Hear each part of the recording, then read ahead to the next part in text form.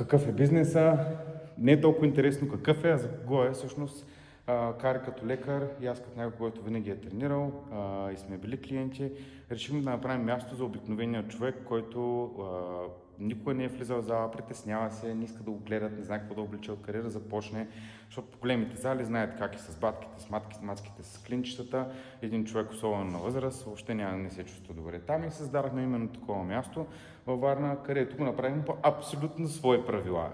Направихме така, че да няма повече от 2-3 човека, да работим с по-интелигентни хора, които знаят какво искат, за да се чувстват добре, да има правилна комуникация, една хубава среда, място, където не просто човек да спортува спрямо себе си и възможностите си, ами и в крайна сметка да общува с хора, които са адекватни.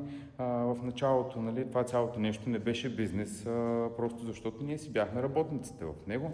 Нон-стоп треньори и така нататък, особено Кари като лекар, за нея беше изключително важно, защото тя работеше в гастроентерологията по спешните и се занимаваше като лекар с случаи, които можеха да бъдат предотвратени. И затова реши, че всъщност тя може да направи нещо по повод превенцията на повече хора да не се стига до там. И всъщност това беше логичната стъпка, която можеше да направим и го направим в интересно време, 2021 година. Знаете какво беше тогава, всички затваряха. Те затова ни казаха, че сме откачени, но в крайна сметка с желание всичко става.